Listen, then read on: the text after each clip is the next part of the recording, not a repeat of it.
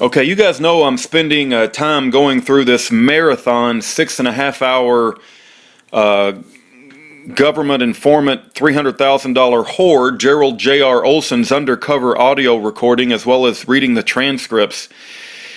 And I found an incredible point where Gerald J.R. Olson admits to being involved in the Freeman, Montana standoff. It must have been 94 because the Freeman thing was 93 because I was over mixed up in that whole thing, and that's incredibly important.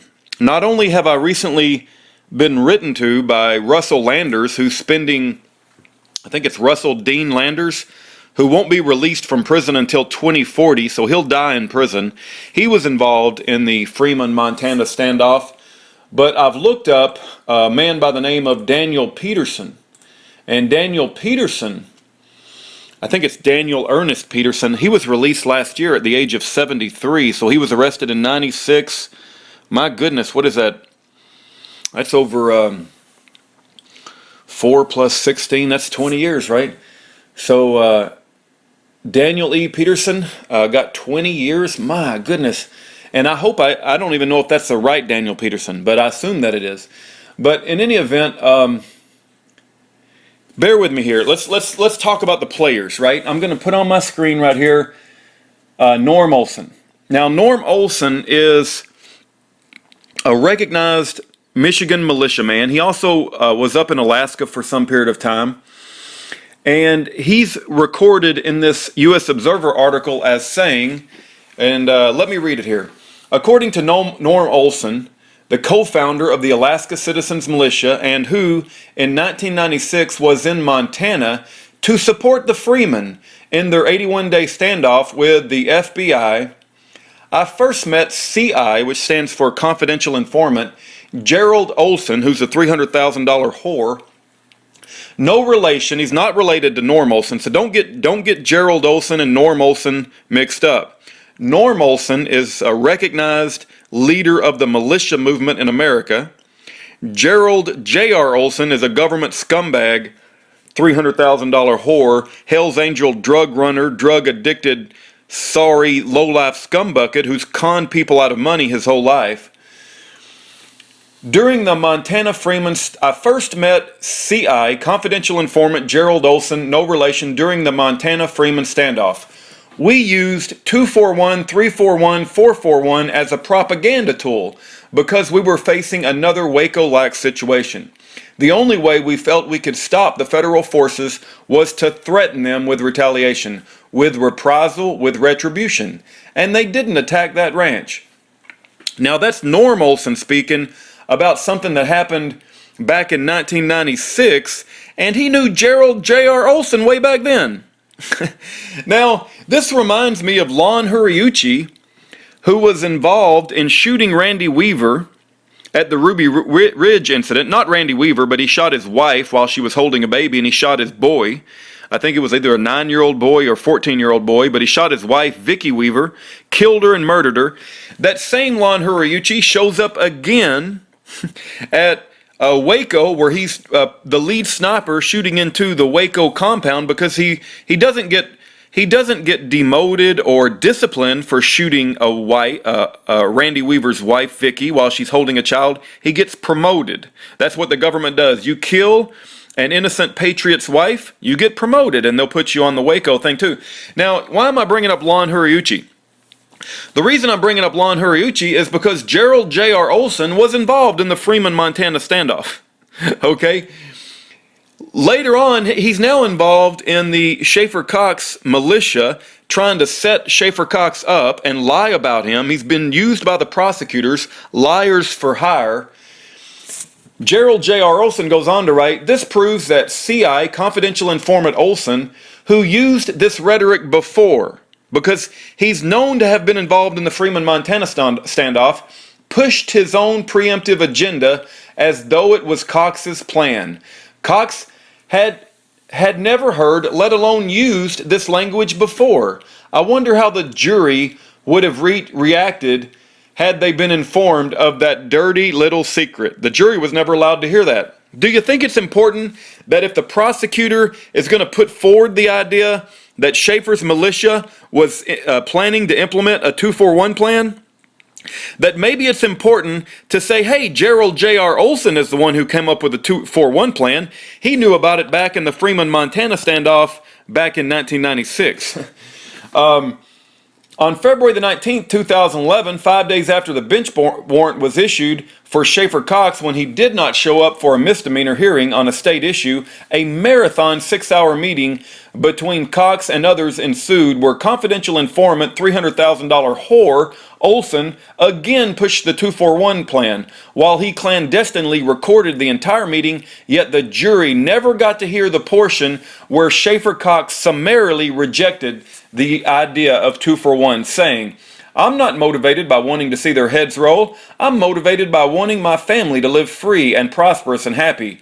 And with what you, CI confidential informant $300,000 whore Olson, were talking about, the 241 and stuff like that, or any sort of very aggressive offensive maneuver, seems to me, given the circumstances, that would be more along the lines of looking for a fight rather than strategically and prudently waging a war, at least right now. And I can't speak to the future, but I can say I think for right now, a 241 would be running out ahead of the scale and sacrificing ourselves to no avail. I lost my house, my business, and my whole fortune, and I could, if I was looking for a fight and I was feeling vengeful. With what's wrong with feeling vengeful, man? We've been wronged. I could go out and I could sock it to him, and that would satisfy my animalistic reaction, but it would be a detriment to the war. Because only when there is no future and there is no hope for my wife and for my children can I then spend myself in costing the enemy. Because costing the enemy is not my objective. I would forgive them and have all sorts of redemption and go to a picnic with them if they just leave me alone. You know, I don't have hatred towards them. Definitely not the statement made by a man who allegedly conspired to kill people in cold blood. Keep in mind that AUSA reprobate devil Scrocky tried to desperately shield the government from its practice of entrapment during his closing arguments, talking about how the government didn't do this. The paid informant witnesses didn't do that.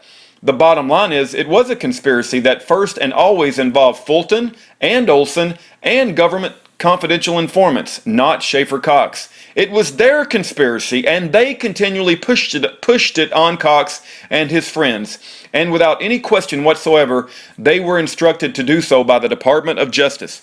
The Department of Justice, which is led by Eric Holder and now by Loretta Lynch, Karen Loeffler, the Alaska Attorney General, was appointed by Obama.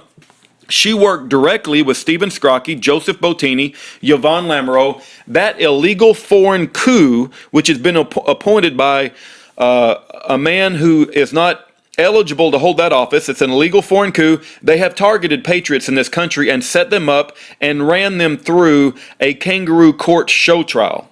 Okay? And it's resulted in Schaeffer Cox being imprisoned for 5.5 years, and he'll be in prison for 26 years if we don't stand up and do something about it.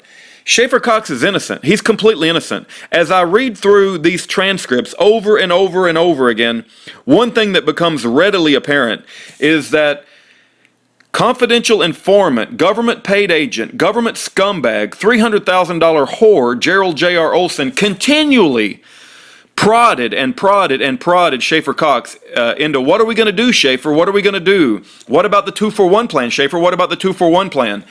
Gerald J.R. Olson had the ability to turn on and off his recorder. He would seed the conversation and then start recording when Schaeffer responded. That is complete government entrapment. It's illegal as hell. And let me say this in closing. I want to play for you a audio that I came across. Okay? This audio is proof positive out of Gerald J.R. Olson's own mouth that he was involved in the Freeman-Montana standoff. He admits it. When he was secretly recording Cox, and Cox probably didn't even know what the Freeman-Montana or didn't even understand what's going on at the time. But I want you to hear Olson admit he was involved in the Freeman-Montana standoff, which validates what Norm Olson said about Gerald J.R. Olson. It's validation.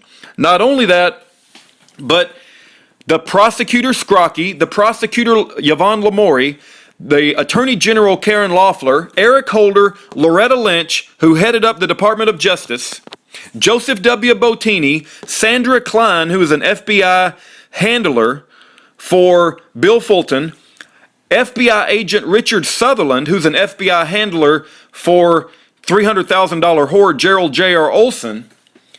And did I mention Karen Loeffler, who's the Attorney General for Alaska, and Obama, who's an illegal foreign coup and has usurped the office of President of the United States and appointed all of these people.